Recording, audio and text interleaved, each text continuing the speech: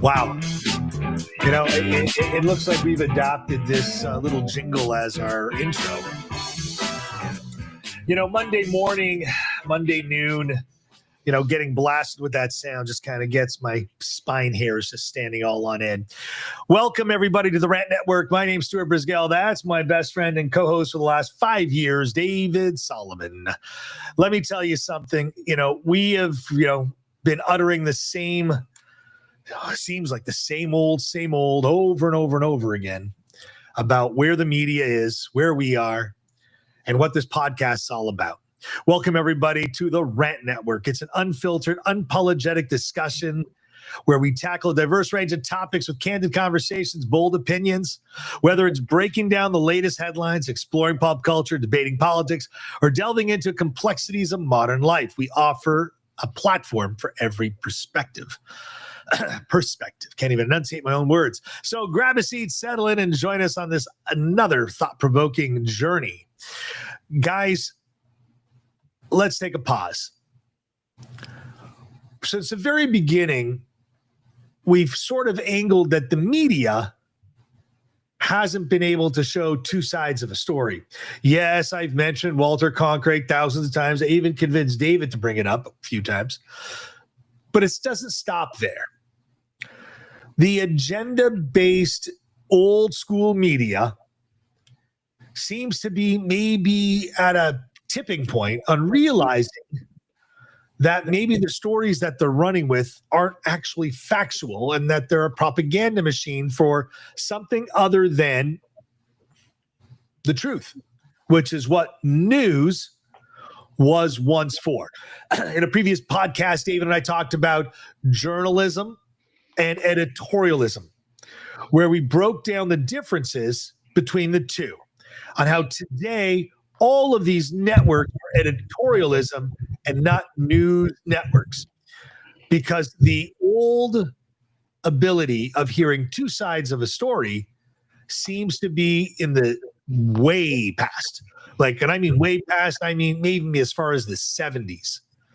David, we were talking about in the green room just moments ago some Pakistani people arriving into Israel and discovering that the lies that were being spewed by its network were not true, and that they're part of a propaganda machine. David, you want to run with this? All right. So let's put a situation here, okay? Ladies and gentlemen, when you talk about journalism, what do you think about? People who've done their homework, people who've done research, people who have multiple sources. I worked 12 years in a newspaper. I was director of sales for 12 years. It was another 2 years in a sales capacity. And for 14 years of being with journalists, the one thing the editors insisted upon was make sure that your sources are accurate, reliable, credible. We're not spewing agenda, that we really can substantiate what we're delivering. And this was local news.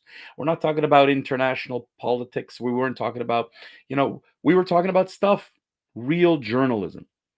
And I dealt with I think 4 or 5 different editors in my time, and each one had a different view of what the truth was going to be like.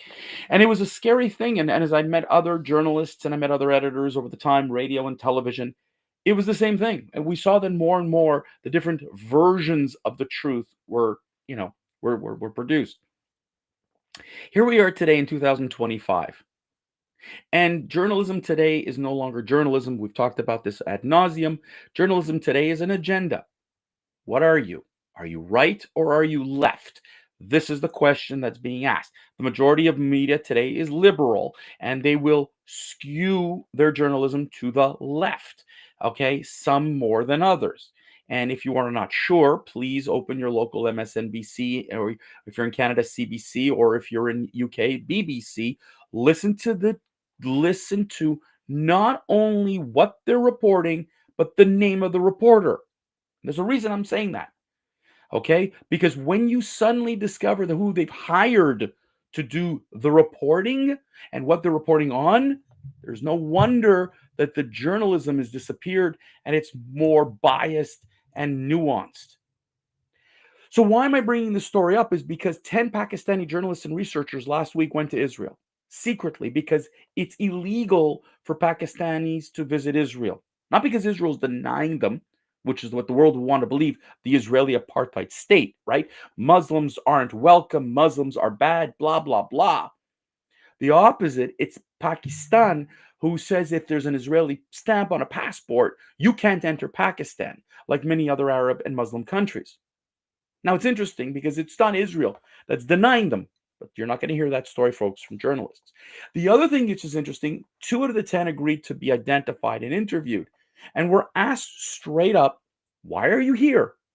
And they said, listen, we're a think tank and we wanted to get more in-depth information on what's going on. Because what was their source of their news reporting? Simple. Anti-Israel propaganda.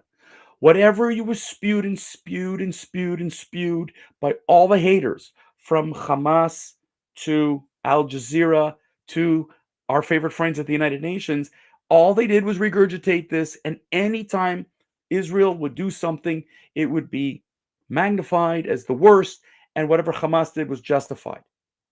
Now, these 10 came to Israel and discovered many things. Number one, Muslims roam freely.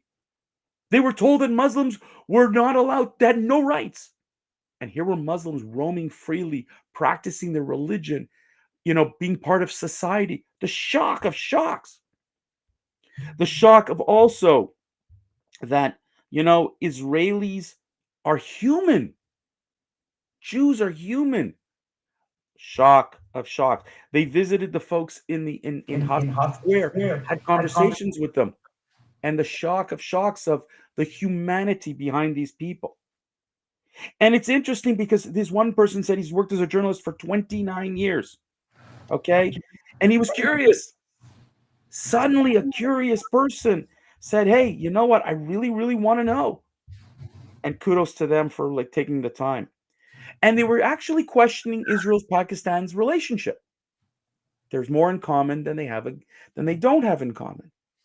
Now, imagine, if you will, if journalists were actually supposed to do their real job, getting to the source. But no, what happens is the following, folks. And if you look at a recent report from BBC about what's going on, it's a Muslim reporting in on what's going on in Gaza. Guess what you think the inclination was? It's the same thing right now, which you see in many other sources. If you from CNN, MSNBC, the reporting, the source of the information is Al Jazeera, a Qatar-based media house. Now, this is just one location, this one story, but it goes and it spreads out into how you've been misinformed back in 2020 on the Hunter Biden laptop. It's the same way Americans were tried to be swayed and pulled to vote for Kamala Harris when you saw on these debates how the journalists tried to pull voters in one direction. And you continue to see this even in the Bill Maher's of this world, who bring, other people onto their shows to try to sway your opinion. But the word opinion appears nowhere, Stuart. The word news appears everywhere. Now, Bill Maher will tell you he is an opinion show, and I appreciate that. But when I watch CNN, MSNBC, Fox, Newsmax, all the rest of that, the word opinion disappears. And it's driven as journalistic fact. Stuart, I challenge these reporters to do what these 10 very brave, by the way, Pakistani journalists and researchers did, because should they be found out in their home country, it's a criminal offense. Yes, ladies and gentlemen, visiting Israel is a criminal offense in Pakistan. You didn't know that, did you? Because your journalist won't tell you that. Well, citizens can't travel to Israel because it doesn't recognize the state of Israel. And the passport explicitly states they're invalid for this purpose. A visa is required for a Pakistan citizen traveling to Israel. However, the process can be complicated due to a lack of the recognition. And the handoff that you're trying to look for is a reporter by the name, I believe, is Sabin Agha, where all their information for the news has been provided care of Hamas. Well, let's face it, Hamas doesn't seem to be the most reliable news network nor the provider of information, considering they're the key group that that caused the October 7th and many other disgusting, despicable things, murdering women, children, and babies. Let's not forget about it. They still have how many people held on, 59. right? 59. And which we don't even know how many are left alive. They're holding on to remains for dear life, literally. And you know what? I think at this point, because of their lack of fortitude and swaying the world opinion, they're just big marked with an X on their target, and their days are numbered, which is to their fault, right? And this could have been over the minute they turned over the hostages. It's over. We got our people back. We're done. No. They want to hold on for dear life. The Egyptians, the Saudis, the Jordanians, the Syrians, and the Iranians that are running this whole operation, look and value Palestinian lives like toilet paper, but whatever. But the facts never seem to get out there in the old traditional media. And as David was alluding in his years of working in the space, is that the old rules of having a valid source and being able to prove it and making sure it wasn't an identified object like a UFO, which, by the way, even though they've released those files, we still haven't seen any flying around these days. But it's the same like the truth behind the media. David, you mentioned the laptop stories. Great. Where are the facts? Just because someone said something doesn't make it a fact. A fact is something based off of evidence, discovery, and I forgot something called journalistic competence, which there doesn't seem to be very much of. However, there seems to be no shortage of morons like The View, of these hyena women who are second-rate people at this point in the planet, wanting to spew nothing but continuing hate. What's happening at Columbia is a start. Clean up the poison ivies. Why are they poison ivies? Because we allow the people that don't really want to know a truth to go out there and report the truth. Look, David and I have been talking about this literally for 5 years. And it wasn't October 7th that got us started. It was actually before even the pandemic began. David and I started yapping about the problems in politics today. And if you think back, for 5 years, we've been doing the same, I guess we'll call it media hack, our version of editorial science, where every once in a while we catch a bone ahead of the media. Not all the time, but once in a while. And when we catch the bone, it's the bone that I just keep going on and on and on and on again. Like, rules for me, not for thee. That I got David to capitulate after 3 years or 4 years of me saying it. But this is, again, the same old story, just with a different spin. It's like lipstick on a pig is still a pig. Media has to change. And I think the introduction of the press office of alternative media is a start of dethroning the CBSs, the NBCs, the CNN, the MSNBCs, even the Fox News networks from being the center hub, hearing what the people are talking about with facts, not shielding you from them. Hey, look, Canada got its own problems these days, but United States has literally written. Stuart, you know what? Let's. Oh, I did stick to it. Listen, let's just put it this way, okay? No. Listen, let's put it this way. Let's put this card on the table, okay, folks? There's a reason why podcasters went off during this last election. It's because people were fed up of the traditional media. Okay, if you look at today, right now, in the last election, how were 18 to 35-year-olds were influenced? Wasn't traditional media. Traditional media has lost its viewers and its listeners and its readers. Let's be honest with one another.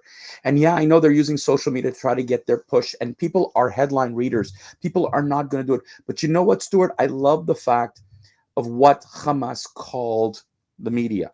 Useful idiots. Because they knew that media's hate for Jews, for Israel, was going to propel their propaganda. They knew it. And it's amazing. And I got to jump on you. Do you know where this actually first became public? Was in a James Bond film. where a news network went out to try and deceive and propagate wars in the world. This was already produced in the camp by one of the largest known heroes of the British Royal Empire, James Bond. And I'm sure, right, David, you didn't think of the parallel with that, because this is the same story from James Bond. But Stuart, it could be from James Bond, and it can be from Star Wars. I really don't care where it came from. It just shows you one thing, Stuart: fiction. That's what this is. It's fiction. And when you continue to push fiction as fact, you're like, yes, you are manipulating people. But look what you've caused. The media has caused this wonderful group: anarchy, confusion, anger, violence, racism. All the things they claim to want to change, their woke mentality, this woke ideology, is going to kill them. And with Fox and Newsmax and all the right-wing, call it media, are trying to pull in the other direction, aren't helping us. We're not getting to the center. Where we're getting to, Stuart, is extremism. And you know what? The people, who's going to get hurt at the end? You and me. Yep. The average person. All right. You know what that means? That you're cutting me off. Let's go on, folks. Have a great day, everybody. We're done here at the RAND Network. We hope you have a good week. Stuart, do you want to wrap it up for us? And that brings this episode to a close. Truly appreciate you tuning in, sharing your time with us. Your support and engagement means everything. Keep clicking our little intros that we put on in 15 to 30 seconds, because that's about all the attention span modern life seems to offer people for another thought-provoking conversation or a sound bite. Don't forget, we're here every Monday, Wednesday, Friday, noon Eastern. If you want to catch us live, pre-recorded on your podcast, or listen to us in the drive, the traffic that you may be stuck in. Stay connected through social media channels. Let us know your thoughts. Your thought-provoking questions are always confidential. Please, your feedback shapes this community, keeps the conversation alive. Thank you once again for joining in. Until next time, keep the rants passionate, discussions vibrant, and the ideas flowing.